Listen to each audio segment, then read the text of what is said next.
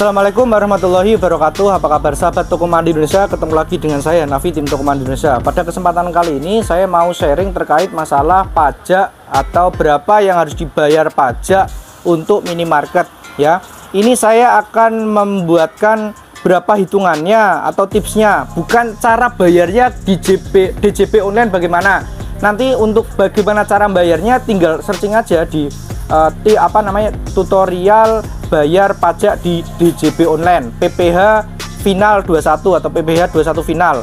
Pasti nanti akan ada, tinggal alurnya masuknya bagaimana, bikin akunnya gimana, terus masuknya kannya bagaimana, terus nanti akan muncul billing tagihan, kita tinggal bayar. Bukan yang itu ya, nanti itu tinggal cari di YouTube caranya ya, karena itu teknis. Ya itu teknis, kita bukan digital marketing, digital. Jadi untuk teknis itu saya ada kesulitan untuk bikin tutorialnya, karena itu memang harus effort, karena bukan di ranah kami ya. Tapi saya akan fokus sebenarnya berapa yang harus dibayar pajak yang harus dibayar minimarket pada umumnya. Jadi begini saya sampaikan. Yang pertama, sering sekali pertanyaan masuk ke saya, Mas, kalau usaha minimarket pajak PPN itu gimana? Itu berapa yang harus kita bayar? Begini saya jelaskan. PPN jelas 11% ya. Sekarang PPN 11% masuk ke pendapatan negara. Tapi begini, kita misalkan kita beli barang ke Indogrosir, kita beli barang ke Lotte Grosir, kita beli barang ke supplier, itu kan ada PPN-nya ya, ada PPN-nya. Ini ada notanya enggak? Nah, contoh ini ada nota ini. Coba.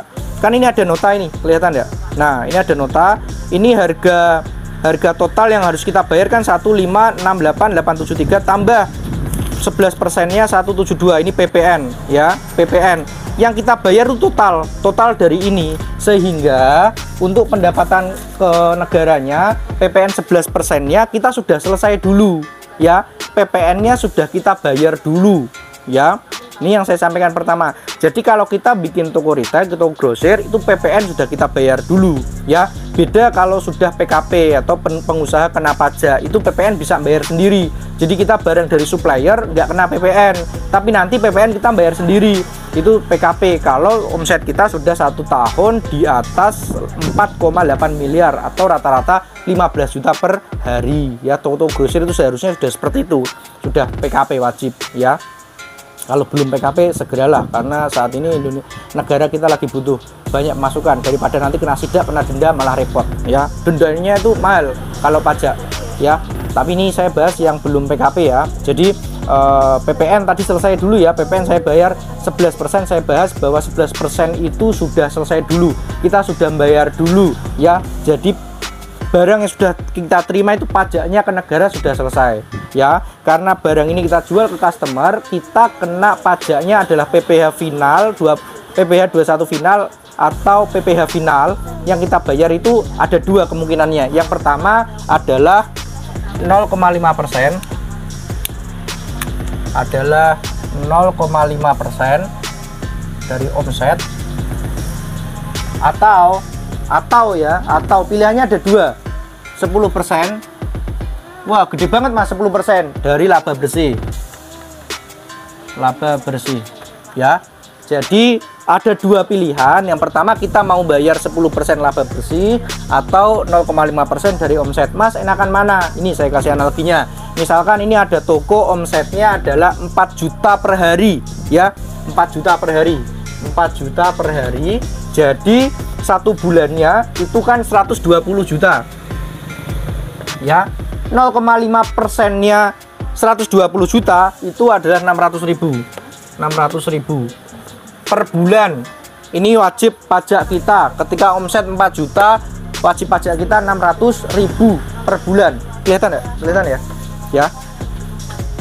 Pakai yang ini 0,5% dari omset 4 juta ya berarti 6 juta. Kalau misalkan 5 juta gimana? Tinggal dihitung aja sendiri. 5 juta kali 30 kali 0,5%, pakai kalkulator bisa, tinggal nanti akan muncul begitu ya. Tapi kalau kita milih yang ini 10% dari laba bersih, hitungannya begini. Contoh misalkan omset sama-sama 4 juta ya. 4 juta kali 30 kan, kali 30 kan 120 juta ya. 120 juta Terus kita pakai margin 13% ya. 13% dari 13% dari 120 juta berapa? Coba ya. 120 juta kali 13%. 15.600.15,6 juta. Ini laba yang kita dapatkan ya, tapi belum laba bersih. Belum laba bersih. Ini laba bruto atau laba kotor. Kita kurangi misalkan operasional, anggap saja misalkan 8 juta. Ini untuk operasional. Jadi tinggal berapa? Dikurangi 8 juta. 7.600.000 atau 7,6 juta. Ya, ini sudah bersih. Misalkan ya, misalkan ini sudah bersih. Berapa pajak yang harus kita bayar? 10% dari 7,6 juta. Berarti 760.000. 760.000. Mas kok gede ini? Nah ini enaknya ini yang mau saya bahas.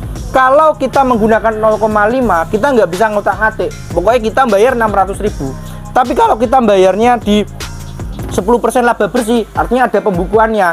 Nanti akan ada biaya-biaya lain. Seperti apa? Bapak Ibu misalkan kan di toko itu kan menggunakan toko. Mau itu punyanya sendiri, mau itu punyanya misalkan punya ayahnya atau punya siapapun, masukkan biaya sewa ya, sewa per bulan, masukkan meskipun nggak bayar sewa ya, masukkan sewa 2 juta ya.